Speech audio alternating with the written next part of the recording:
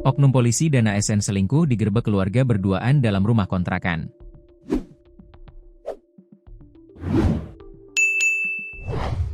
Beginilah momen polisi dan ASN selingkuh digerebek keluarga. Keduanya kedapatan berduaan dalam rumah kontrakan. Diketahui polisi yang berinisial DEP itu bertugas di Polres Nganjuk.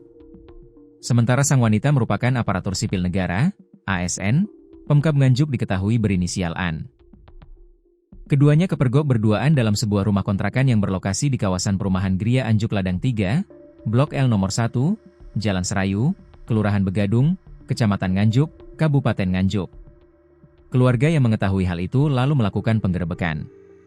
Saat tiba di lokasi, pihak keluarga meminta DEP dan AN untuk keluar rumah. Keduanya hanya diam dan tak menghiraukan perintah tersebut. Warga pun berbondong-bondong keluar rumah. Mereka menyaksikan keributan di depan rumah tersebut. Ketua RT 3 RW 5 Perumahan Gria Anjuk Ladang 3, Kartoyo, membenarkan hal ini. Penggerebekan dilakukan pihak keluarga pada Jumat, 17 April 2026, sekitar pukul 14.30 waktu Indonesia Barat. Saya dilapori oleh pihak keluarga terkait penggerebekan dugaan perselingkuhan ini, katanya, kepada tribunjatim.com. Saya pun ke lokasi rumah kontrakan, diikuti warga lain karena situasinya gaduh. Keduanya sudah diminta keluar, tapi diabaikan, imbuhnya. Warga sempat emosi atas kelakuan DEP dan AN.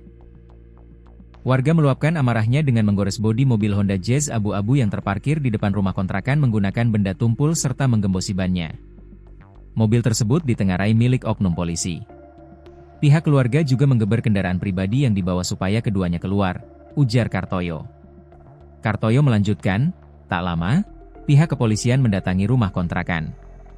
Kemungkinan, pihak keluarga memberi informasi ini kepada Polres Nganjuk. Sebab, mereka mengetahui DEP anggota aktif Polres Nganjuk.